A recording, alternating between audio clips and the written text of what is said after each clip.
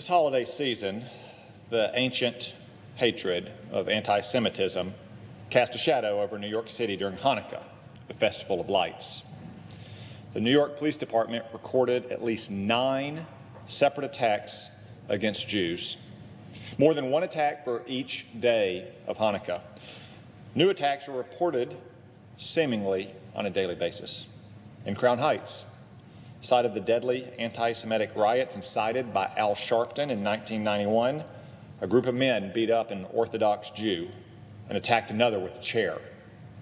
In Williamsburg, another group terrorized an elderly Jewish man on the street. "Jew, Hitler burned you," one of the criminals reportedly said. "I'll shoot you." And just outside the city, in Rockland County, a man with a machete stormed a Hanukkah celebration in a rabbi's home and injured 5 worshipers, leaving 2 in critical condition. The family of one victim, Joseph Newman, says he may never wake up from his coma.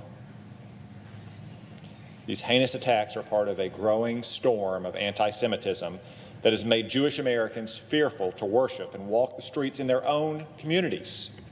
They come in wake of a deadly rampage at a kosher market in Jersey City that left 4 innocent people dead, including a police detective.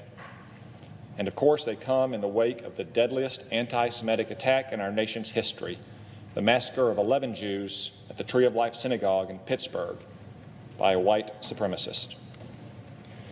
According to the FBI, our country suffered a 37% increase in anti-Semitic crimes between 2014 and 2018. According to the New York Police Department, the city suffered a 26% increase in anti-Semitic crimes in the past year alone. That increase is alarming enough. So is the fact that most hate crimes reported in New York are crimes against Jews. And while some of the increase is due to better reporting, much of it is not. Jewish Americans bear witness to this harsh reality. Anti-Semitism is the ancient hatred, but today it can appear in new disguises. It festers on the internet message boards and social media. It festers in so-called Washington think tanks like the Quincy Institute, an isolationist blame America first money pit for so-called scholars who've written that American foreign policy could be fixed if only it were rid of the malign influence of Jewish money. It festers even on elite college campuses, which incubate the radical boycott, divest, and sanctions movement, a movement to wage economic warfare against the Jewish state. These forms of anti-Semitism may be less bloody than street crime in New York, but they channel the same ancient hatred, the same conspiratorial and obsessive focus on the Jewish people. Anti-Semitic attacks are a symptom of a larger breakdown of public order in our nation's cities caused by politicians who are letting dangerous criminals roam our streets. While Jews were being attacked in New York City, a law went into effect eliminating pretrial detention and bail for most crimes, including serious crimes like stalking, arson, robbery, even manslaughter and negligent homicide. This law was a gift to criminals just in time for the holidays. In some cases, it came with an actual gift. New York City's criminal justice system gives goodies like taxpayer-funded movie tickets to criminal suspects just for showing up to court. Movie tickets for criminals. I wish I were joking, but the joke is on the law-abiding citizens of this nation. These soft-on-crime politicians are doing their best to make crime pay in New York. Releasing criminals is a logical next step for the criminal leniency movement. Thanks to the new bail law, an estimated 3,800 criminal suspects were released from New York jails before New Year's Day.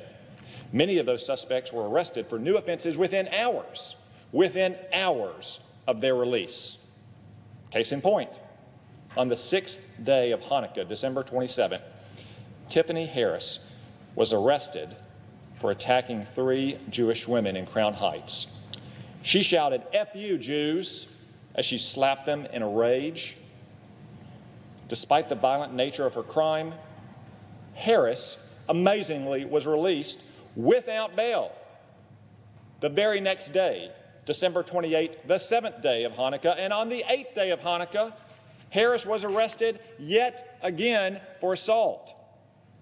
She was released for a second time the day after that and is only in custody now because she was arrested a third time for failing to comply with a court order.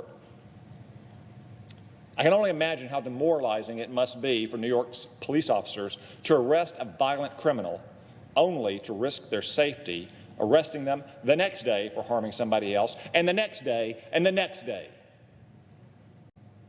How terrifying must it be for the witnesses to those crimes to contemplate giving evidence while the criminals they witness stalk the streets the very next day. And how enraging it must be for New York's Jews to suffer constant anti-Semitic attacks and know that the perpetrators will slide through a revolving door from the lockup back into their communities to spread more of their virulent anti-Semitic hatred. Soft-on-crime politicians claim that cash bail and strong policing punish the poor. But is there a worse punishment for poor communities than flooding them with dangerous criminals, making them unlivable for many law-abiding Americans who call those neighborhoods home? Because guess what? Those dangerous criminals aren't going back to live in fancy penthouses on the Upper East Side.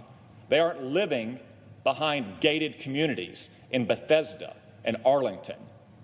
They are living in the very communities that most need policing. That's why the consequences of criminal leniency never falls on rich elites who praise it the most. Instead, the consequences fall on the less fortunate and on the brave officers who are duty-bound to uphold the law, even as they receive less and less support from the political class. The real solution to disorder in our cities is the same as it always has been: more and better policing. New York's finest and police officers all across the country have broken crime waves in the past using steely resolve, superior force. They can do it again if only we give them the freedom and support they need. Thankfully, most Americans know whose side we're on in the fight against crime. We stand with cops, not criminals, and we stand with the Jewish people against the ancient hatred that stalks them even to this day. America liberated Nazi death camps in World War II, and we've served as a haven for persecuted Jews for longer than that. We must not allow the bigotry so common in Europe and the Middle East to spread here to our free shores. And we must not allow our city streets to be plunged into the lawlessness of the not-so-distant past.